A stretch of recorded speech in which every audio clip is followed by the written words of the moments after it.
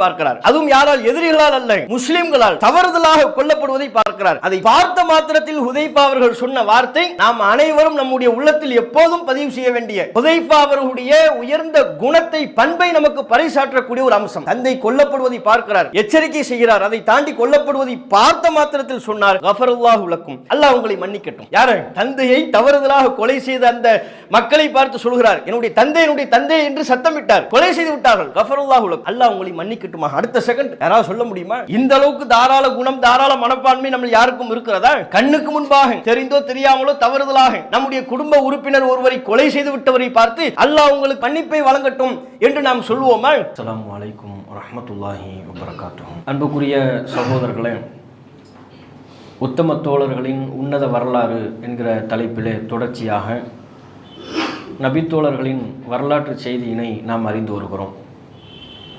அந்த அடிப்படையில் இன்றைய தினம் ஹுதைஃபா ரலியல்லாஹு அன்ஹு, ஹுதைஃபா என்கிற நபித்தோழருடைய வாழ்க்கை வரலாற்று செய்தியையும் அவருடைய வாழ்க்கையில் பொதிந்து நிற்கிற பல்வேறு படிப்பினைகளையும் நாம் இன்றைய தினம் தெரிந்து கொள்ள இருக்கிறோம். இந்த நபித்தோழரை பொறுத்தவரை நபிகள் நாயகம் ஸல்லல்லாஹு அலைஹி வஸல்லம் அவர்களுக்கு எல்லா நபித்தோழர்களும் நெருக்கமானவர் என்று சொன்னாலும் ஹுதைஃபத் இப்னுல் யமான் என்று சொல்லப்படுகிற இந்த நபித்தோழருக்கு நபிகள் நாயகத்திடம் கூடுதலான நெருக்கம் இருந்திருக்கிறது. அல்லாஹ்வின் தூதருடைய மிகுந்த அன்பை பெற்ற ஒரு நபித்தோழராக இந்த நபித்தோழர் திகழ்ந்திருக்கிறார் என்பதை அவருடைய வாழ்க்கை வரலாற்று செய்திகளை பார்க்கின்ற பொழுது நாம் தெரிந்து கொள்கிறோம். இவருடைய தந்தை அல் யமான் என்று அழைக்கப்படுபவர். இவர் ஆரம்ப காலகட்டத்தில் மக்காவில் தான் இருக்கிறாங்க. இவருடைய தந்தை அல் யமான் என்பவர் மக்காவில் இருக்கின்ற பொழுது அங்கே அவர் ஒரு தவறுதலாக கொலையில் ஈடுபட்டு விட்டார்.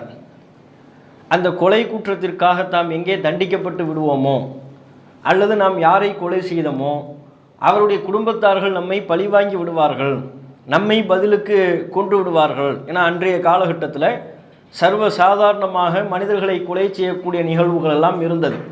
தவறுதலாக கொலை செய்து விட்டால் கூட அதனை ஏற்றுக்கொள்ளாமல் சகித்து கொள்ளாமல் பதிலுக்கு கொலை என்பதெல்லாம் மக்காவில் அன்றைய கால மக்கள் மத்தியில் சர்வ சாதாரணமாக இருந்தது. மனித உயிர்களுக்கு பெருமளவில் மதிப்பில்லாமல் இருந்தது.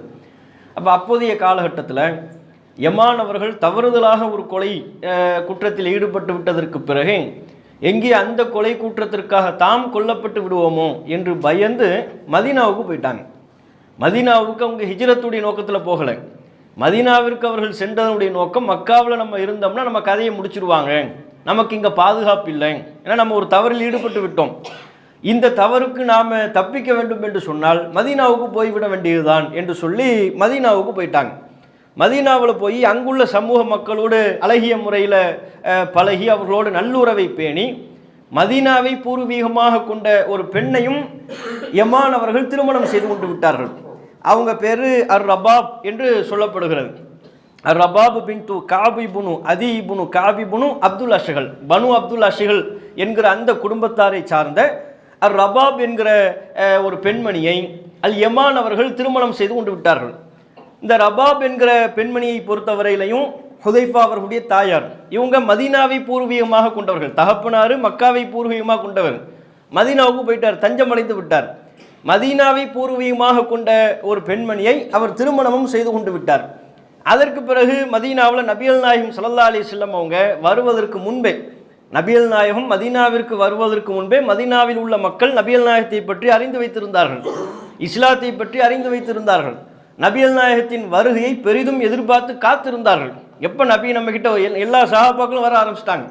ஒவ்வொரு நபித்தோழராக 10 பேராக 20 பேராக கூட்டம் கூட்டமாக முஹாஜிர்கள் மதீனாவை நோக்கி படையெடுத்து வந்தார்கள். அத்தனை முஹாஜிர்களுக்கும் மதீனாவை பூர்வீகமாக கொண்ட நபித்தோழர்கள் அவர்களுக்கு ஆதரவளித்தார்கள். அது தொடர்புடைய பல செய்திகளை நாம் கடந்த உரைகளில் பார்த்தோம். அப்போ பலரும் அங்கே வருகை தந்து இஸ்லாமிய பிரச்சாரம் பெரிய அளவில் மக்காவை விட, மக்காவில் தான் நபி இருக்கிறாங்க, ஆனால் அங்கே விட தீவிரமான இஸ்லாமிய பிரச்சாரம் எங்கே நடைபெறுகிறது என்றால் மதீனாவில் நடைபெறுகிறது.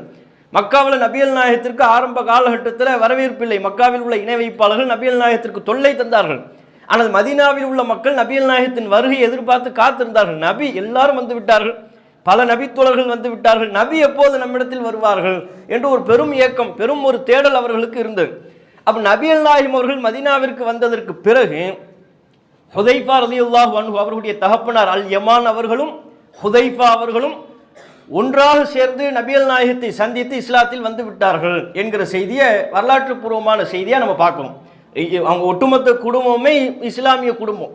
ஹுதைஃபா அவர்கள், அவருடைய தகப்பனார் அல் யமான், அவங்களுடைய தாய் அர் ரபாப், அனைவருமே முஸ்லிம்களாக மாறியவர்கள், குடும்பமாக இஸ்லாத்திற்கு வந்து விட்டார்கள்.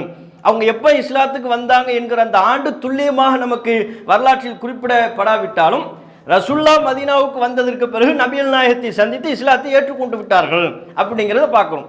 அப்போ இஸ்லாத்தை ஏற்றுக்கொண்டு விட்டதற்கு பிறகு இந்த இஸ்லாமிய மார்க்கத்திற்காக பெரிய அளவில் உழைப்பு செய்த ஒரு நபித்தோழராக ஹுதைஃபா ரலியல்லாஹு அன்ஹு அவர்கள் இருக்கிறார்கள்.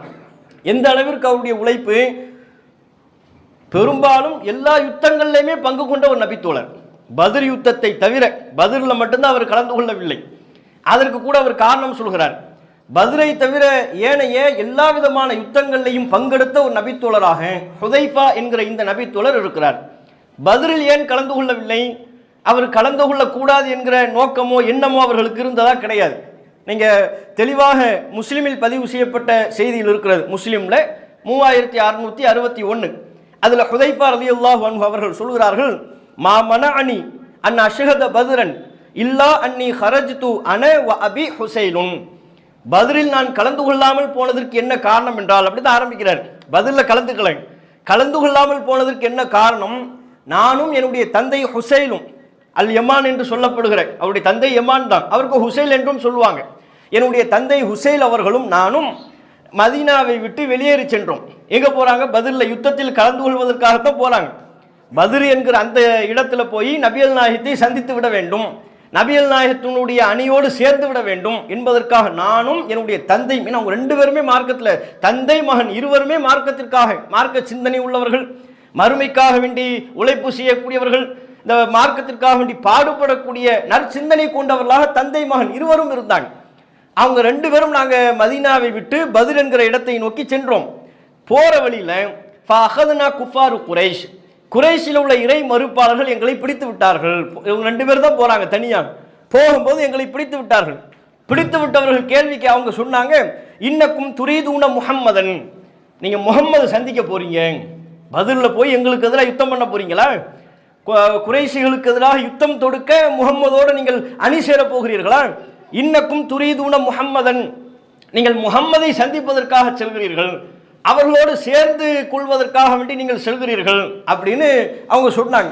அப்போ இவங்க என்னென்னா திடுக்கத்தில் சில நேரங்களில் உண்மையை மறைக்கலாம் அல்லவா? அவங்க சொல்கிறாங்க, இல்லை நாங்கள் இங்கே யார் சொன்னா உங்களுக்கு, மான் உரீதுஹு இல்லல் மதீனா, மதீனாவுக்கு தான் போய்கிட்டு இருக்கிறோம்ட்டாங்க. மதீனாவிலிருந்து தான் வந்தாங்க.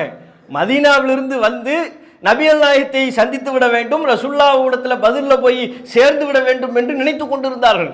குஃபார்கள், இறை மறுப்பாளர்கள் பிடித்த உடனேயே நாங்கள் மதீனாவுக்குள்ளே போய்கிட்டு இருக்கிறோம், யார் சொன்னா அவங்க கிட்ட அப்படின்ன உடனே அவன் என்ன செஞ்சான், அப்படியா அப்போ முகமது சந்திக்க நீங்கள் போகலை, பத்ரில் நீங்கள் கலந்து கொள்வதற்கு நீங்கள் போகவில்லை, அப்படித்தானே? அல்லாஹ் சாட்சியாக்கி எனக்கு சத்தியம் பண்ணுங்கன்ட்டான். அல்லாஹ் மேலே சத்தியத்தை கேட்குறான். ஃபஅஹது மின்னா அஹ்தல்லாஹி வ மீசாக்கஹு, அல்லாஹ்வை சாட்சியாக்கி பத்ரில் நாங்கள் கலந்து கொள்ள மாட்டோம், முகம்மதை நாங்கள் சந்திக்க மாட்டோம், இந்த நேரத்தில் இந்த யுத்த களத்தில் முகம்மதோடு நாங்கள் சேர மாட்டோம் என்று எங்களுக்கு அல்லாஹ்வை சாட்சியாக்கி சத்தியம் செய் அப்படின்னு கேட்டாங்க. எங்களுக்கு வேறு வழியே இல்லை, நாங்கள் என்ன செஞ்சிட்டோம், சத்தியம் செய்து விட்டோம். சத்தியம் செய்து விட்டு ஆனால் மதீனாவுக்கு போல நேரம் ரசூலுல்லாஹ் தான் சந்திக்க போகிறாங்க. ஃபஅத்தைனா ரசூலுல்லாஹி ஸல்லல்லாஹு அலைஹி வஸல்லம், நபிகள் நாயகம் ஸல்லல்லாஹு அலைஹி வஸல்லம் அவர்களிடத்தில் நாங்கள் சென்றோம். ஃபஅக்பர்னாஹுல் ஹபர், நடந்த செய்தியை நாங்கள் நபிகள் நாயகத்திடம் சொன்னோம். அல்லாஹ்வின் தூதரே, நானும் என்னுடைய தந்தையும் வந்து கொண்டிருந்தோம், இறை மறுப்பாளர்கள் பிடித்து விட்டார்கள், இப்படி எங்களிடத்தில் சத்தியம் வாங்கி விட்டார்கள், இப்போ என்ன செய்யறது அப்படிங்கிறது போல நபியிடத்தில் நடந்த செய்திகளை எல்லாம் சொல்லிடுறாங்க. நபிகள் நாயகம் ஸல்லல்லாஹு அலைஹி வஸல்லம் அவங்க சொன்னாங்க, இன்சரிஃபாங், இல்லை நீங்கள் 2 பேரும் மதீனாவுக்கே போயிருங்க, நஃபீலஹும் பி அஹ்திஹிம், அவர்களிடத்தில் நாம் கொடுத்த ஒப்பந்தத்தை நிறைவேற்றி விடுவோம். நீங்கள் தான் ஒப்பந்தம் கொடுத்து அல்லாஹ்வை சாட்சியாக்கி சொல்லிட்டீங்க, அதை மீற வேண்டாம்.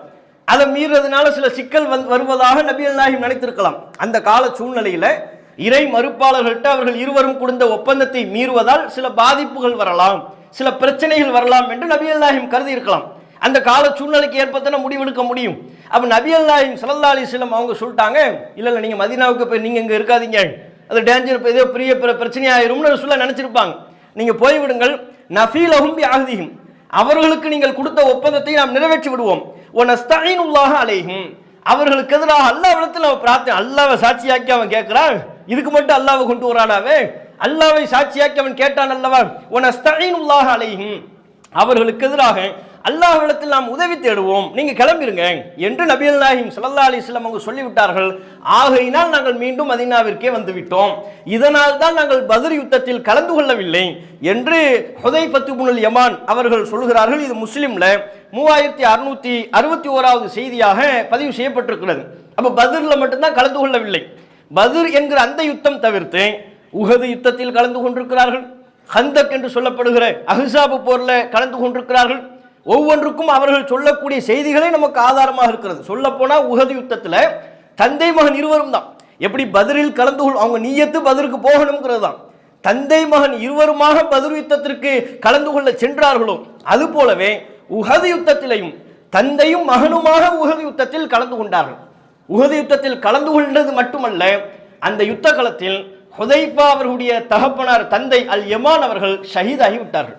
உஹதுல தான் அவருடைய தந்தை ஹுதைஃபா அவர்கள் ஷஹீதாகலை, அவருடைய தந்தை ஷஹீதாகி விட்டார். அது தொடர்புடைய செய்தி புகாரில 3290 3290 அதுல பதிவு செய்யப்பட்டிருக்கிறது.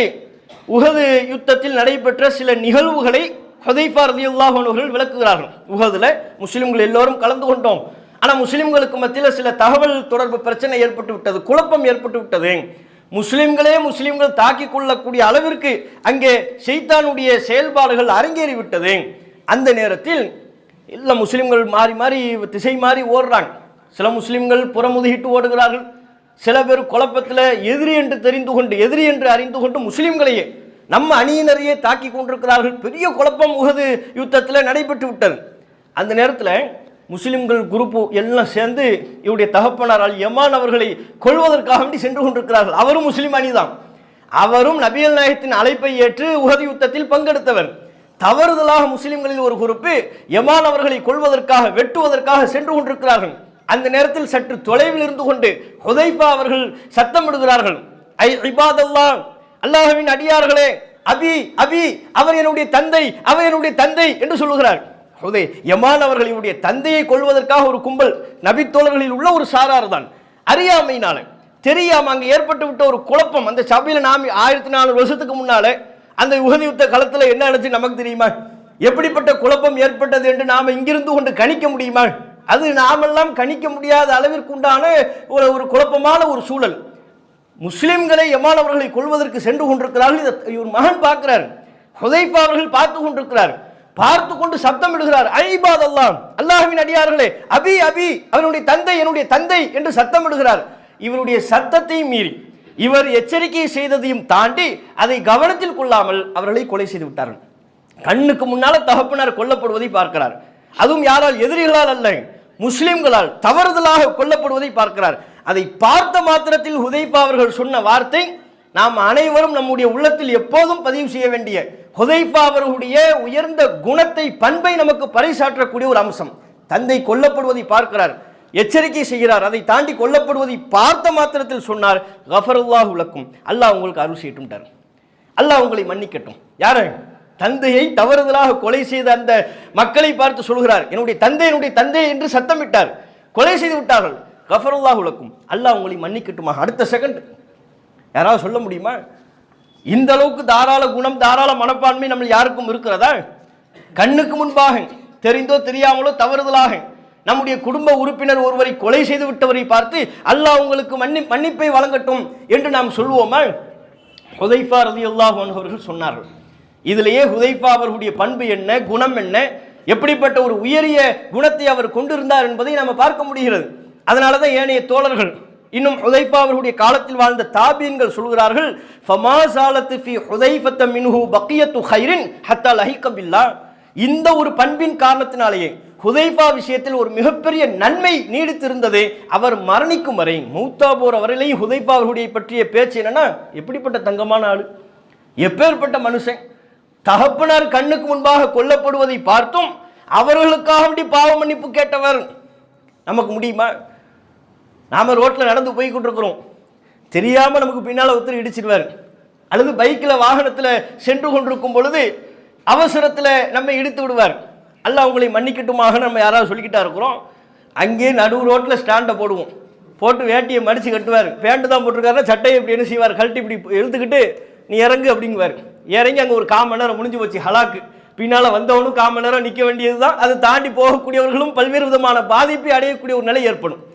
தெரியாமல் லேசாக காலம் மிதிச்சிட்டாலே அல்லாஹ் அவங்களை மன்னிக்கட்டுமாக நம்ம என்ன சொல்லிக்கிட்டா இருக்கிறோம். மிதிச்சவரை பார்த்து சொல்லுவோமா, கண்ணு எங்கள் புடரிலையா இருக்கு. நம்ம ஆரம்பிக்கிறது எப்படி தான் ஆரம்பிப்போம், தெரியாம தான் மிதிக்கிறார். யாரும் தெரிஞ்சு நம்ம காலம் மிதிக்க போறது இல்லை.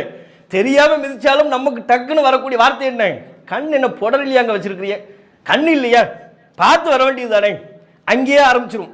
அங்கேயே ஒரு மிகப்பெரிய சண்டைக்கு உண்டான வார்த்தை பனிப்போர் வந்து துவங்கும்.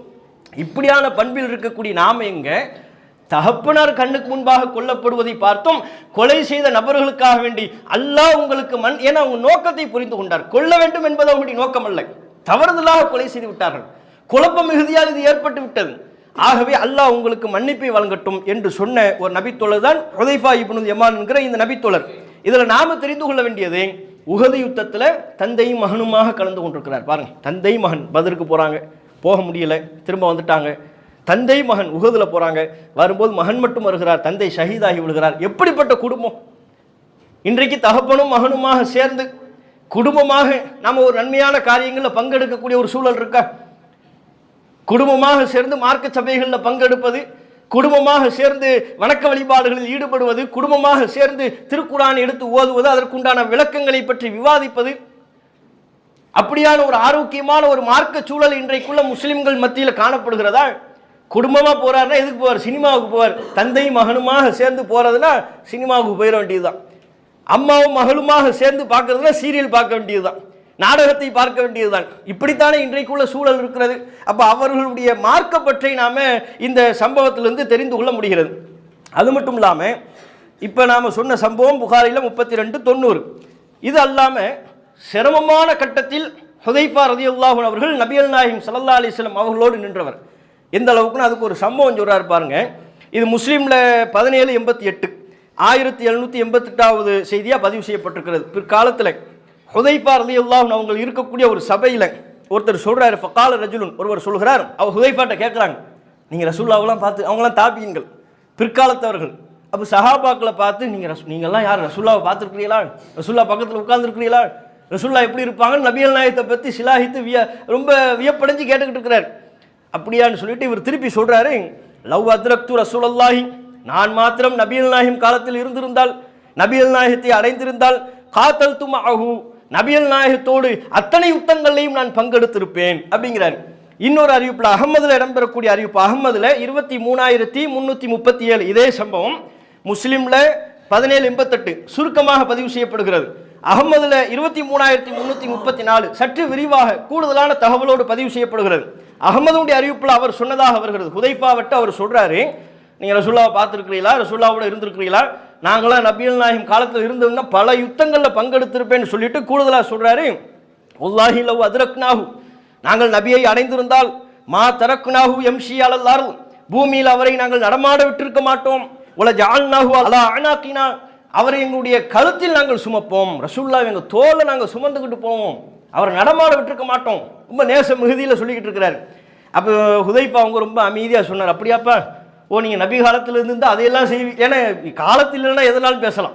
இப்போ நாகூர் ஹனீஃபா கூட ஒரு பாட்டு பிடிப்பார்ல, நபிகள் நாயகத்தை பற்றி பாட்டு படிக்கும்போது அண்ணன் நபி பொன்முகத்தை கண்கள் தேடுதேன்னு ஆரம்பிப்பார். புஷ்பங்கள் பூத்து குலுங்கும் மதீனாவில் அந்த மண்ணில் புரள வேண்டும் உருள வேண்டும் என்று போல் இருக்கிறதே இங்கே வர, அங்கே போய் உருள்றதுல என்ன நன்மை இருக்குது? இங்கே இப்போ இருக்கும்போது என்னதான் சொல்லலாம், நேச மிகுதியின் காரணத்தினால நபிகள் நாயகத்தின் முகத்தை பார்க்கணும் போல ஆசையாக இருக்குது. நாம மட்டும் ரசூலுல்லாஹ் காலத்தில் இருந்திருந்தோம்னா பதிலில் என்ன மாதிரி, இப்போ பதில் நான் தான் சூப்பர் ஹீரோவாக இருந்திருப்பேன், இப்பெல்லாம் நம்ம பேசலாம் நினைக்கலாம். கால சூழ்நிலை வேறங்கிறார். ஹுதைஃபா அவர்கள் தெளிவுபடுத்துகிறார், அப்படியா நபி காலத்தில் இருந்தால் என்னெல்லாம் செஞ்சிருப்பீங்களா, ஒரு சம்பவத்தை சொல்லவான்னு கேட்குறாரு. ஒரு சம்பவத்தை சொல்லவா? நபிகள் நாயகம் ஸல்லல்லாஹு அலைஹி வஸல்லம் அவர்களோடு அஹ்ஸாப் யுத்தம் நடைபெற்ற நாளில் எல்லாரும் கூட்டு சேர்ந்து ரசூலுல்லாஹ்வை முஸ்லீம்களை தாக்குவதற்காக வேண்டி படை திரட்டினார்கள் அல்லவா? அந்த போர் தான் அஹ்ஸாப் கூட்டுப்படையின் போர் என்று சொல்லப்படுகிறது. அதை முஸ்லிம்கள் நபிகள் நாயகம் அவர்கள் சஹாபாக்களின் ஆலோசனையோடு ஒரு அகழ் தோண்டி அதிலிருந்து தங்களை தற்காத்து கொண்ட காரணத்தினால அகழ் போர் என்றும் சொல்லப்படுகிறது. அதான் ஹந்தக் போர் என்றும் சொல்லப்படுகிறது. தமிழ்ல அகழ் போர்னு சொல்லுவோம், அரபில் ஹந்தக் போர் என்று சொல்லுவோம். அதே அரபில் அஹ்ஸாப் கூட்டுப்படை போர் என்றும் அதற்கு பேருண்டு. நம்ம மக்களுக்கு இதெல்லாம் தெரியாதுல்ல, ஹந்தக் வேற, அஹ்ஸாப் வேற, அகழ் போர் வேற, இப்போ ஏகப்பட்ட யுத்தம் அப்படின்னு அவர் நினைச்சுக்குவார். இப்போ இந்த அஹ்ஸாப் யுத்தத்தில் நடைபெற்ற ஒரு நிகழ்வை சொல்றார். களம் வேறப்பா, யதார்த்த சூழ்நிலை வேற, நீங்க பேசுற மாதிரி இல்லை. அஹ்ஸாப் நடைபெறக்கூடிய அந்த இரவில் கடும் குளிர். ஹுதைஃபா அவங்க விளக்குறாங்க, கடுமையான குளிர், சாதாரண குளிர் இல்லை. கால ரசூலுல்லாஹி ஸல்லல்லாஹு அலைஹி வஸல்லம், அப்போது நபிகள் நாயகம் சொன்னார்கள், அலா ரஜுலுன் யஅதீனி பி ஹபரில் கௌம், உங்களில் யாரும் அந்த கூட்டுப்படையினரை பற்றி உளவு பார்த்து எனக்கு செய்தி சொல்ல மாட்டீர்களா?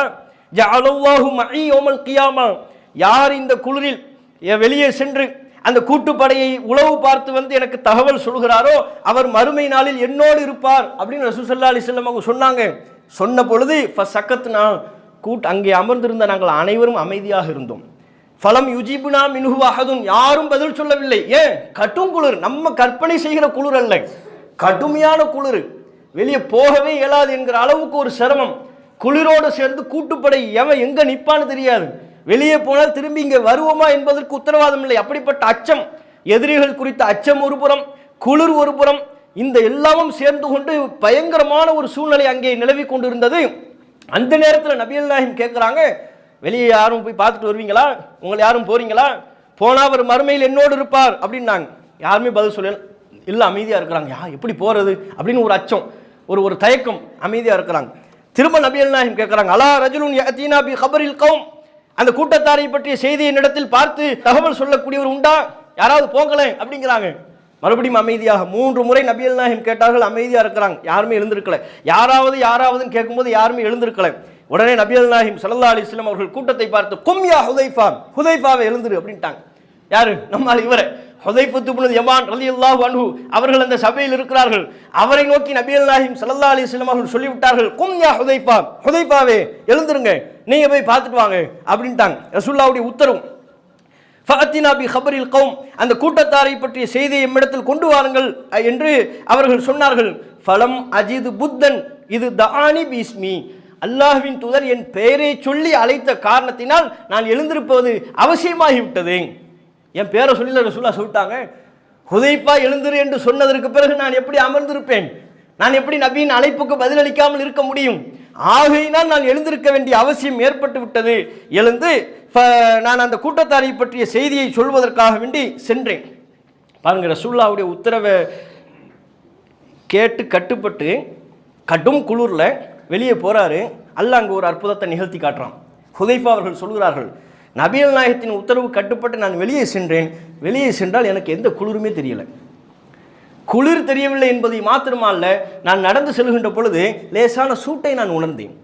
சூட்டில் நடப்பது போலவே எனக்கு இருந்தது. இது எல்லாமே முஸ்லீமில் இடம்பெறக்கூடிய அறிவிப்பிலேயே வருகிறது. எனக்கு சூட்டில் நடப்பதை போலவே இருந்தது.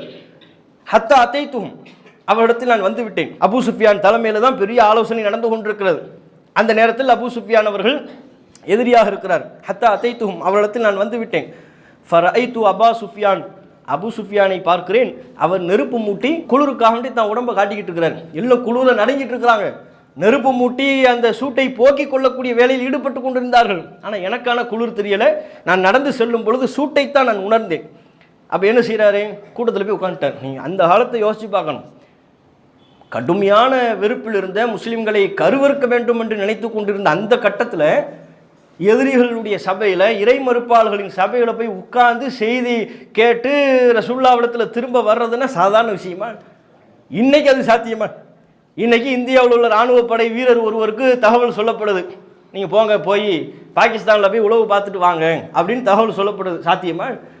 சீனாவில் போய் உளவு பார்த்துட்டு வாங்க, அந்த இராணுவ படையில் போய் உட்காரணும். உட்கார்ந்து தகவல், இராணுவ படையினுடைய கேப்டன் என்ன சொல்கிறாரோ எல்லாத்தையும் இங்கே கேட்கணும். அவங்க என்னென்ன சதித்திட்டம் தீட்டுகிறார்கள், இந்தியாவுக்கு எதிராக என்னென்ன சதித்திட்டம் தீட்டுகிறார்கள், எல்லாவற்றையும் உள்வாங்கி கொண்டு குறிப்பெடுத்து கொண்டு நேராக நம்மிடத்தில் வந்து சொல்ல வேண்டும். உளவு பார்க்கக்கூடிய பணி என்பது சாதாரணமான பணி இல்லை. போனால் உயிருக்கு உத்தரவாதம் இல்லை என்கிற அளவுக்கு உண்டான ஒரு சிரமம் நிறைந்த பணி. காலகட்டமும் சிரமமாக இருக்குது. காலகட்டத்தை கடந்துட்டார். அல்லாஹ் நிலைமையை மாற்றி கொடுத்தான். அபூ சுஃபியான் விளக்கிக்கிட்டு இருக்கிறாரு, கூட்டத்தில் போய் உட்காந்துட்டார். அகமதில் வரக்கூடிய அறிவிப்பில் வருகிறது, அபூ சுஃபியான் பல விஷயங்களை திட்டம் பாருங்கள், எதிரிகளை பாருங்கள், சூழ்நிலையை பாருங்கள், நிறைய விஷயங்களை சொல்லிக்கிட்டு இருக்கிறாரு. சொல்லிக்கிட்டு இருக்கும்போது திடீர்னு சொல்லிட்டாங்க, முகமதின் கூட்டத்தாரை நம்ப முடியாது, குறைஷிகளே உங்கள் பக்கத்தில் உள்ளவங்க யாருங்கிறத செக் பண்ணுங்க அப்படின்ட்டார். உங்கள் பக்கத்தில் யார் வந்திருக்கிறாங்க அப்படிங்கிறத நீங்கள் செக் பண்ணுங்க. ஃபகாம அபூ சுஃபியான் இப்னு ஹர்ப், அபூ சுஃபியான் எழுந்தார். ஃபகால யா மஅஷர குரைஷ், குறைஷிகளே லி யந்துர இம்ருன் மன்ஜலிசுஹு, உங்களில் ஒவ்வொருவரும் தம் அருகில் அமர்ந்திருப்பவர் யார் என்பதில் விழிப்புணர்வோடு இருந்து கொள்ளட்டும் அப்படின்ட்டாங்க. சொன்னதுதான் தாமதம். டக்குன்னு ஹுதைஃபா அவங்க என்ன கிட்டாங்கன்னா, முந்திக்கிட்டு பக்கத்தில் உள்ள ஒரு கையை பிடிச்சி, யாருப்பா நீ, ஆள் புதுசாக இருக்குன்ட்டார் ஹுதைஃபா அவர்கள். அவர் சொல்கிறார், ஃபகுல்து, நான் என்ன செஞ்சேன்னு சொன்னால், ஃபஅஹது பியதிர் ரஜுல் அல்லதி இலா ஜம்பி, என் அருகில் உள்ளவருடைய பக்கத்தில் இருப்பவருடைய கையை நான் பிடித்து கொண்டேன். ஃபகுல்து, நான் கேட்டேன், மன் அன்த, யாருப்பா நீ, ஆள் புதுசாக இருக்கு அப்படின்னு முந்திக்கிட்டார். அவர் ஒன்னே திக்கிடி, அப்போ நம்மளோட பெரிய ஆளாக இருப்பார் போல இருக்கு, நம்மளை விட ரொம்ப ஸ்ட்ராங்கான ஆளாக இருப்பார் போல இருக்கு. அவர் என்ன செஞ்சார்னா, அனே ஃபுலான் இப்னு ஃபுலான், நான் இன்னாரின் மகன் இன்னார் தாங்க அப்படின்னு அவர் சொல்லிவிட்டாரு. திருப்பி வரை நோக்கி கேள்வி வராதுல்ல. அபூ சுஃபியான் சொன்ன உடனே அவங்க ஆட்கள் அந்த உத்தரவை கடைபிடிப்பதை விட முந்தி கொண்டு, யார்ப்பா நீ, டக்கு கையை பிடிச்சிட்டார். கையை பிடிச்சி, யார் நீ, உன்னை பார்த்தா ஆள் புதுசுமா தெரியுதே, ஏங்க நான் இந்த ஆளு தாங்க, நான் நம்ம ஆளு தாங்க அப்படின்னு அவர் சொல்லக்கூடிய அளவுக்கு என்று இப்படி ஒரு அல்லாஹ் பாருங்க எப்படி ஒரு புத்தி கூர்மையை கொடுக்குறான் பாருங்க. அது நடந்து விட்டது. அபூ சுஃபியான் சொன்ன செய்திகளை எல்லாம் கேட்டுக்கொண்டே வருகிறார். குறைஷிகளை பாருங்க, நிலைமை சரியில்லை, ஹலக்கல் குரா, கால்நடைகள்லாம் அழிந்து விட்டது. அஹ்லஃபத்னா பனு குறைலா, பனு குறைலா கோத்திரத்தார்கள் நம்மை ஏமாற்றி விட்டார்கள், மோசடி செய்து விட்டார்கள். ஓ பலகனா அன்ஹும் அல்லதி நக்கரஹு, அவர்களை பற்றி நமக்கு வரக்கூடிய செய்திகள்லாம் திருப்திகரமான செய்தியா இல்லை. நம்மளோட ஒப்பந்தம் செய்து கொண்டு நமக்கு நன்மை செய்வதாக சொல்லிக்கொண்டு வேறு மாதிரி செய்திகள் வருகிறது. வெதரும் சரியில்லைங்கிறார். சூழ்நிலை பாருங்க, கடுமையான காற்று வீசுகிறது, கடுமையான குளிர், எதுவுமே நமக்கு சரியில்லை, ஆகையினால் நம்ம பின்வாங்க வேண்டும் என்பதை போன்ற கருத்துக்களை சொல்லி கொண்டிருக்கிறார். எல்லாவற்றையும் அவர் சேகரித்து விட்டார்.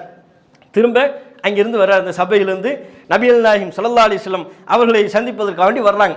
ஃபலம்மா அத்தைத்துஹு, நபிகள் நாயகத்திடம் வந்த பிறகு ஃபஅக்பர்துஹு பி கபரில் கௌம், அந்த கூட்டத்தாரை பற்றிய செய்தியை சொல்லி முடித்து விட்டேன். சொல்லி முடித்தது தான் தாமதம், குறிர்த்து, உடனே எனக்கு குளிர் போட்டு ஆட்டுதுங்கிறார். அது வரையும் அவர் வெப்பத்திலே இருந்திருக்கிறார். அல்ல அது வரையிலும் அவருக்கு மாத்திரம் வெப்பத்தை கொடுத்துருக்குறான். வெளியே போகும்போது நார்மலாக போனேன், அந்த கூட்டத்தில் இருக்கும்போது நார்மலாக இருந்தேன், எல்லா செய்திகளையும் கேட்டேன், நேராக நபியிடத்தில் வந்தேன், நபியிடத்தில் நடந்த செய்திகள், நான் பார்த்த செய்திகள் எல்லாம் உளவு பார்த்துட்டு வந்தார்ல, அந்த செய்திகள்லாம் சொல்லி முடிச்சிட்டேன். சொல்லி முடித்த உடனே ஓ ஃபரகுத்து, சொல்லி முடித்ததற்கு பிறகு குளிர்த்து, கடுமையான குளிர் போட்டு ஆட்ட ஆரம்பித்து விட்டது. ரசூல்லா என்ன பார்த்தாங்க.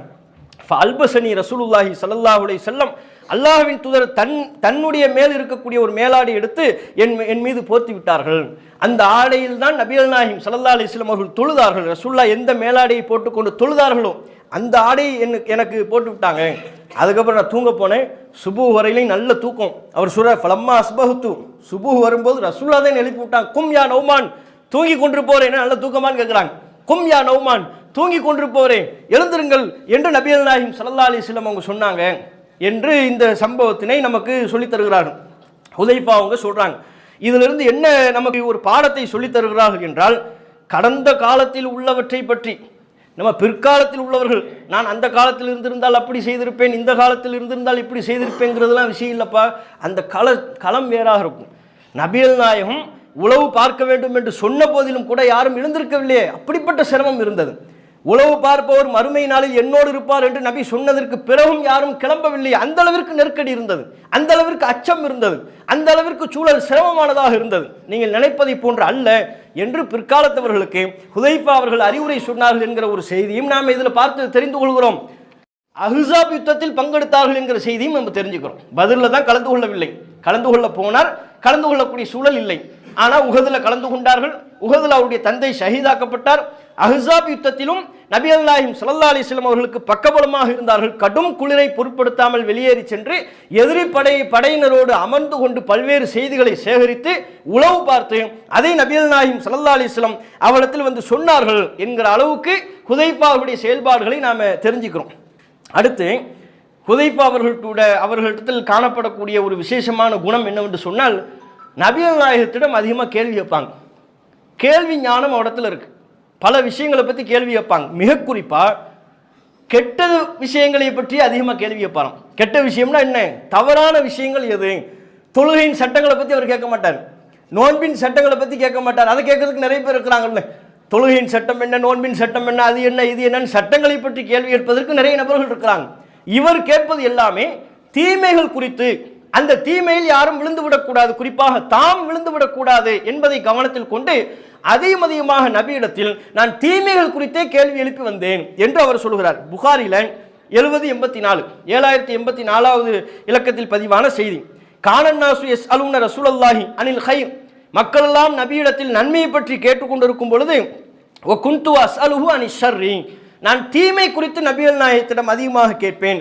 மகாஃபத்த யுதிரிகனி, அந்த தீமை நான் விழுந்து விடக்கூடாது என்பதற்காக. தப்பு எதுன்னு எனக்கு தெரியணும்ல, எது சரி இல்லாதது, எது முறைகேடானது, எது தீய விஷயம் என்பதை நபிகள் நாயகம் பட்டியலிட வேண்டும். அந்த தீயதில் நான் விழுந்து விடக்கூடாது, இதுல தான் எனக்கு கவனமாக இருந்தது அப்படின்னு அவங்க சொல்றாங்க.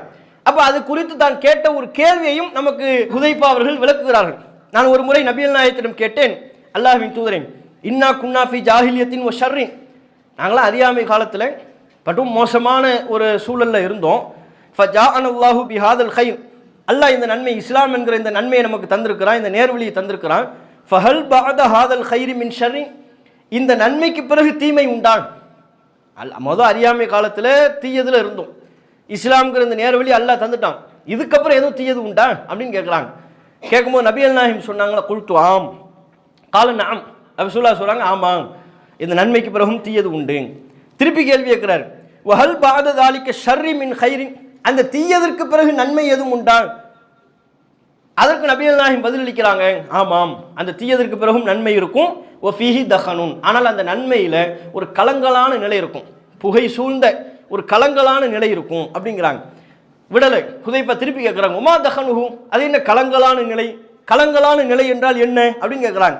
அப்போ ரசூலுல்லாஹ் விளக்குறாங்க, கால கௌமுன், ஒரு கூட்டம் வரும், யஹுதூன பி கைரி ஹதி, என்னுடைய வழிகாட்டல் அல்லாதவற்றை கொண்டு அவர்கள் மக்களுக்கு வழிகாட்டுவார்கள், அதுதான் கலங்கலான நிலை. நன்மைக்கு பிறகு தீயது வரும் என்றால் நபிகள் நாயகம் ஸல்லல்லாஹு அலைஹி வஸல்லம் அவங்க எந்த பொருளில் விளக்குறாங்க? பிற்காலத்தில் ஒரு கூட்டம் வரும், யஹுதூன பி கைரி ஹதி, என்னுடைய வழி அல்லாதவற்றில் செல்வார்கள், நான் காட்டுகிற வழியை அவர்கள் காட்ட மாட்டார்கள், நான் காட்டாத வழியை அவர்கள் மக்களுக்கு மத்தியில் காட்டிக் கொள்வார்கள். தஅரிஃபு மின்ஹும் வ துன்கிரு, அவரிடத்தில் நீ நல்ல விஷயங்களையும் காண்பாய், மறுக்கப்பட வேண்டிய கெட்ட விஷயங்களையும் நீ காண்பாய். இப்படிப்பட்ட ஒரு கலங்கலான கலங்கள், அவனை டக்குன்னு நல்லவனும் முடிவு பண்ண முடியாது, டக்குன்னு ரிஜெக்ட் பண்ணக்கூடிய ஆளாகவும் தெரியாது, நன்மையும் தீமையும் கலந்து இருக்கும். ஆனால் அவர்கள் காட்டுகிற வழி நான் காட்டிய வழி அல்ல, நான் சென்ற வழி அல்ல, தவறான வழியை மக்களுக்கு காண்பிப்பார்கள். இன்னைக்கு கூட அப்படித்தானே நிறைய குரூப் இருக்கிறாங்க, மக்களுக்கு நேர்வழி இதுதான் என்று சொல்லி தவறான அசத்தியத்தை குர்ஆன் நமக்கு காட்டி தருகிற, நபிகள் நாயகம் சொல்லி தந்த நேர்வழிக்கு மாற்றமானதை சத்தியம் என்று பிரச்சாரம் செய்யக்கூடிய பல குரூப்புகளை, பல கூட்டத்தாரை இன்றைக்கும் நாம் பார்த்து கொண்டு தான் இருக்கிறோம். இதையெல்லாம் உள்ளடக்கிய ஒரு முன்னறிவிப்பாக நபிகள் நாயகம் ஸல்லல்லாஹு அலைஹி வஸல்லம் அவங்க அதை சொல்றாங்க. திரும்பவும் ஹுதைபா அவங்க கேட்குறாங்க, ஃபஹல் பஅத தாலிகல் கைரி மின் ஷர்ரின், அந்த நன்மைக்கு பிறகு தீமை எதுவும் உண்டா? அந்த கலங்கலான நிலை வரும்ல, அதுக்கப்புறம் எதுவும் தீமை உண்டா அப்படின்னு கேட்கும்போது, நாம் ஆமா, அதுக்கப்புறம் தெளிவா தீமை தான். துஆத்துன், சில அழைப்பாளர்கள் வருவார்கள், அலா அபுவாபி ஜஹன்னம், நரகின் வாசலை நோக்கி அழைக்கக்கூடியவர்களாக இருப்பார்கள். மன் அஜாபஹும் இலைஹா கதஃபூஹு ஃபீஹா, அவர்களுடைய அழைப்புக்கு யார் பதிலளிக்கிறார்களோ அவர்கள் நரகில் விழுந்து விடுவார்கள். இப்படின்னு நபிகள் நாயகம் எச்சரிக்கை செய்கிறாங்க. எச்சரிக்கை செஞ்ச உடனே ஹுதைபா அவர்கள், இன்னும் அல்லாஹ்வின் தூதர் பெரிய எச்சரிக்கையாக இருக்கிறது, சிஃபுஹும் லனா, அவங்க யாருன்னு எங்களுக்கு சொல்லுங்க, யார் அவங்க பண்பு என்ன, அவங்க தன்மை என்ன? நபிகள் நாயகம் விளக்குகிறார்கள், ஹும் மின் ஜில்தத்தினா, அவர்கள் நம்முடைய தோளிலிருந்து தான் வருவார்கள், நம்ம குரூப்பு தான், நான் வேற யாரையோ பத்தி பேசலங்கிறாங்க, நம்மிடமிருந்தே அவர்கள் வருவார்கள். எத்தக்கல்ல பி அல்சனத்தினா, நம்முடைய பாஷையை தான் அவர்கள் பேசுவார்கள், மார்க்கம் தான் பேசுவாங்க. குல்து ஃபமா தஅமுருனி இன் அதரக்து தாலி இன் அதரக்கனி தாலிக்க, நான் அந்த காலகட்டத்தை அடைந்தால் நான் எப்படி நடந்து கொள்ளணும் சொல்லுங்க. எப்படி கேட்கிறார் பாருங்க, நன்மைக்கு அப்புறம் தீமை வருமா, தீமைக்கு பிறகு நன்மை வருமா, அந்த நன்மைக்கு பிறகு தீமை உண்டா, அந்த தீமையில நான் பங்கெடுத்து விட்டால், அந்த தீமை ஏற்படுகிற காலத்தில் நான் இருந்து விட்டால் நான் எப்படி நடந்து கொள்ள வேண்டும்? எவ்வளவு டீட்டெயிலாக கேள்வி கேட்கிறார். நான் அந்த காலத்தில் இருந்தால் நான் எப்படி நடந்து கொள்ள வேண்டும் அப்படிங்கிறாங்க. நம்ம ஆட்களுக்கு இவ்வளவு டீட்டெயிலாக கேள்வி கேட்கறதுலாம் பிடிக்காது. ஃபோன் அடிப்பார், ஜி அர்ஜென்ட்டாக ஒரு ஃபத்வா, ஜி என்ன ஃபத்வா சொல்லுங்க, இல்லை இது கூடுமா, அப்படி ஏதாவது ஒரு விஷயத்த கூடுமான்னு கேட்பார். நம்ம கூடும்னு சொல்லி ஆதாரம்லாம் சொல்ல வருவோம், அதுக்கடையில் அவர் ஃபோனை வச்சுட்டு எங்கேயோ போயிருப்பார். நம்ம தனியாக தான் ஆதாரங்களை சொல்லிக்கிட்டு இருக்கணும், அவருக்கு ஒரே வரி போதும், கூடும் கூடாது அவ்வளவுதான். சில பேர் இன்னும் அர்ஜென்ட் ஃபத்வான்னு கேட்பாங்க, அவ்வளோ அர்ஜென்ட்டாக இருக்கிறார் போல இருக்கு, என்ன ஃபத்வான்னு தெரியலையே. இல்லை முதல்ல கறி சாப்பிட்லாமா, இல்லை முதல்ல மேலேயே ஏறியா உட்காந்துருக்கிறாரு, ஹலால்னு சொல்லிட்டா உடனே அறுத்து பொறிச்சு சாப்பிட்றது மட்டும்தானா அந்தளவுக்கு. அப்போ நம்ம மக்களை பொறுத்தவரையிலையும் மார்க்க கேள்விகளை கேட்பதில் சுருக்கமாக பதில் வேணும்னு தான் நினைப்பாங்க. இவ்வளவு லென்த்தாலாம் சொல்லாதீங்க ஜி, சுருக்கமாக கூடும் கூடாது ஒரு வரியில் சொல்லுங்கள். ஆதாரம்ல யார் உங்ககிட்ட கேட்டால், குர்ஆன் வசனத்தை யார் உங்ககிட்ட கேட்டது, ஹதீஸுகளை யார் உங்களிடத்துல கேட்டது, கூடும் கூடாது ஒரு வரியில் சொல்லி முடிங்க. இப்படி நம்ம மைண்ட் செட்டில் இருப்போம். ஹுதைஃபா அவங்க தெளிவாக கேட்குறாங்க, நன்மைக்கு அப்புறம் தீயது உண்டா, அந்த தீமைக்கு பிறகு நன்மை உண்டா, அந்த நன்மைக்கு பிறகு தீமை உண்டா, அந்த தீயதில் நான் இருந்து விட்டால் என்ன செய்வது, நான் அதை அடைந்து விட்டால் எனக்கு நீங்கள் என்ன உத்தரவிடுவீர்கள் அல்லாஹ்வின் தூதரே, அதையும் சொல்லுங்கன்னு கேட்குறாங்க. நபிகள் நாயகம் சொன்னாங்க, அது போன்ற ஆட்சியாளர்களின் தரப்பிலிருந்து ஒரு குழப்பம் ஏற்படும் பொழுது தல்சமு ஜமாஅத்தல் முஸ்லிமீன், முஸ்லிம்களின் ஜமாஅத்தை நீ பற்றி பிடித்துக்கொள், ஒ இமாமஹும் அவர்களின் ஆட்சியாளரை நீ பற்றி பிடித்துக்கொள். திருப்பியும் கேட்கிறார், ஃபைல்லம் யகுன் லஹும் ஜமாஅத்துன் வலா இமாமுன், அந்த நேரத்தில் ஜமாஅத்தோ இமாமோ இல்லாவிட்டால் நான் என்ன செய்வது, எவ்வளவு பயம் பாருங்க. தீயதில் பங்கெடுத்து விடக் கூடாது என்பதில் அவ்வளவு கவலை கொண்டவராக, அவ்வளவு அச்சம் கொண்டவராக இருந்திருக்கிறார். நீங்க சொல்றீங்க குழப்பமான காலகட்டத்தில் ஆட்சியாளர்களை பற்றி பிடிக்க வேண்டும் என்கிறீர்கள். அந்த குழப்பமான காலகட்டத்தில் ஆட்சியாளர்கள் இல்லை என்றால், அல்லது ஆட்சியாளர்களை சண்டை போட்டு கொண்டு இருந்தால், ஜமாஅத்துல் முஸ்லிமீன் ஒன்று இல்லை. ஜமாஅத்துல் முஸ்லிமின்னா இன்னைக்கு பல பேர் ரசூல்லா சொன்ன இந்த வார்த்தையை வைத்துக்கொண்டு அவங்க அமைப்புக்கு பேர் ஜமாஅத்துல் முஸ்லிமின் பேர் வச்சுக்கிறது. அமைப்புக்கு பேரே என்ன, ஜமாஅத்துல் முஸ்லிமீன் பேரை வைத்து விட்டு எல்லங்க வாங்க, நாங்கள் ரசூல்லா சொன்ன அந்த ஜமாஅத்துல் முஸ்லிமீனே நாங்கள் தான்.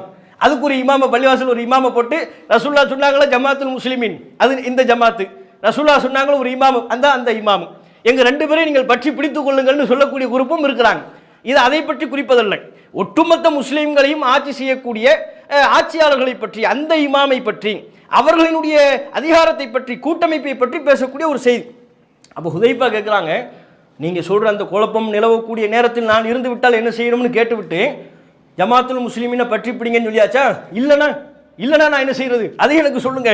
நபிகள் நாயகம் சொன்னாங்க, அதுவும் இல்லை என்றால் ஃபஅதஸில் தில்கல் ஃபிரக குல்லஹா, குழப்பம் ஏற்படுத்துகிற அத்தனை ஆட்சியாளர்களின் தரப்பிலிருந்தும் நீ விலகி சென்று விடு.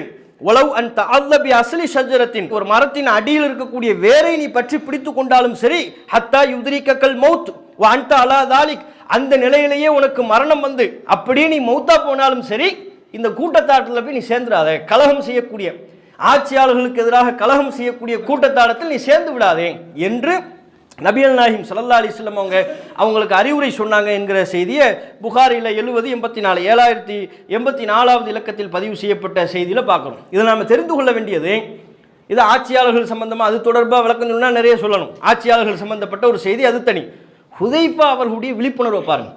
மக்கள் எல்லோரும் நன்மையை பற்றி கேட்டுக்கொண்டிருக்கும் பொழுது நான் தீமை குறித்து நபியிடத்தில் அதிகமாக கேட்பேன், அந்த தீமையை நான் விழுந்து விடக்கூடாது என்பதற்காக எவ்வளவு ஒரு கவனம், எவ்வளவு ஒரு அக்கறை, ஒரு அக்கறையோடு நபிகள் நாயகத்திடம் கேள்விகளை முன்வைக்கக்கூடிய ஒரு நபித்தோழராக ஹுதைஃபா ரலியல்லாஹு அன்ஹு அவர்கள் திகழ்ந்திருக்கிறார்கள், விலகி இருக்கிறார்கள் என்பதை நம்ம பார்க்கணும். அதுபோக இந்த நபித்தோழருக்கு உள்ள இன்னொரு முக்கியமான ஒரு சிறப்பு என்னன்னு சொன்னால், ஹுதைஃபா என்கிற இந்த நபித்தோழரை சாஹிபு சிர் என்று சொல்வார்கள். சாஹிபு சிர் என்றால் ரகசியம் உடையவர், நபிகள் நாயகம் சொன்ன பல்வேறு ரகசியத்தை அறிந்தவர். இந்த சிறப்பு பெயர் யாருக்கு இருக்கிறது, ஹுதைஃபத்து இப்னுல் யமான் ரலியல்லாஹு அன்ஹு இந்த நபித்தோழருக்கு இருக்கிறது. ஒவ்வொரு நபித்தோழருக்கும் பல்வேறு விதமான சிறப்புகளை நபிகள் நாயகம் சொல்லியிருக்கிறாங்க. அந்த வகையில் ஆட்சி அதிகாரம் தொடர்பான பல்வேறு ரகசியங்களை நபிகள் நாயகம் ஸல்லல்லாஹு அலைஹி வஸல்லம் அவர்கள் ஹுதைஃபா என்கிற இந்த நபித்தோழரிடத்தில் சொல்லியிருக்கிறார்கள். சஹாபாக்கள்கிட்ட நன்கு அறியப்பட்டவர். எப்படி, ரசூல்லா பல ரகசியத்தை ஹுதைஃபாவிடத்தில் சொல்லியிருக்கிறாங்க. இவர் ரசூல்லாவுடைய அந்தரங்க தோழர், ரசூல்லா பல ரகசியத்தை ஹுதைஃபாவிடத்தில் ஷேர் பண்ணியிருக்கிறாங்க, சொல்லியிருக்கிறாங்க. சாஹிபு சிர், ரகசியத்தை உடையவர் அப்படின்னு சொல்லி இவருக்கு பேர். இது தொடர்பாக நீங்கள் புகாரியில் 3742 3742 இலக்கத்தில் ஒரு செய்தியில் பார்க்கலாம். அல்கமா என்கிற ஒரு தாபி, அவர் ஷாமுக்கு போகிறார். போகும்போது 2 ரக்காத் தொழுகிறார். பள்ளியில் 2 ரக்காத் தொழுதுட்டு ஒரு துவா கேட்குறார், அல்லாஹும்ம யஸ்ஸிர்லி ஜலீசன் சாலிஹா, இறைவா எனக்கு ஒரு நல்ல நண்பரை காட்டு அப்படிங்கிறார். நண்பர்கள் தானே முக்கியம். நண்பர்கள் எப்படியான நண்பர்களாக அமைகிறார்களோ அதை பொறுத்து தான் நம்முடைய செயல்பாடுகள் அமையும். நம்ம கூட யாரோடத்தில் பழகுறோம், ஒரு நபரை நம்ம தீர்மானிக்கிறது, அவங்களுடைய பழக்க வழக்கங்களை தீர்மானிக்கிறது அவங்க நண்பர்களை வச்சு தானே. நண்பர்கள் தொழுகையாளியாக இருந்தால் அவர் தொழுகையாளியாக இருப்பார், நண்பர்கள் மார்க்கப்பட்டுள்ள சிந்தனை உள்ள நபராக இருந்தால் அவரும் மார்க்கப்பட்டுள்ள சிந்தனை உள்ள நபராக இருப்பார். அதே நண்பர்கள் தீயவற்றை ஏவக்கூடியவர்களாக இருந்தால் அவரும் அந்த தீயவற்றில் போய் விழுந்து விடுவார். அப்போ நல்ல நண்பன் அமைவது தான் ரொம்ப முக்கியமானது. அதனால் அவர் அந்த அல்கமா என்கிற இந்த தாபி ஷாமுக்கு போய் பள்ளிவாசல் என்றக்கா தொழுதுட்டு அல்லாட்ட கேட்குற, இறைவா எனக்கு ஒரு நல்ல நண்பரை காட்டு அப்படிங்கிறாங்க. பக்கத்தில் ஒரு வயசான ஆள் வந்து உட்கார்றாரு. பக்கத்து இவர் அருகாமையில் உள்ளவர்கிட்ட கேட்குறாரு, யார் இவர்? இப்போ இவர் தெரியாது, இவர் தான்ப்பா அபூதர்தா ரலியல்லாஹு அன்ஹு, சஹாபிப்பா இவர் அபூதர்தா அப்படிங்கிறாங்க. அவருக்கு ரொம்ப சந்தோஷம். ஆஹா, இப்போ தான் அல்லாஹ் இடத்துல துவா கேட்ட நல்ல நண்பர் வேண்டும் என்று அல்லாஹ் அபூதர்தா என்கிற அந்த நபித்தோழரையே அல்லாஹ் அனுப்பி விட்டானே. உடனே அவர்கிட்ட பேச்சு கொடுக்குறாரு. அபூதர்தாட்ட அல்கமா அவர்கள் பேச்சு கொடுக்குறாங்க.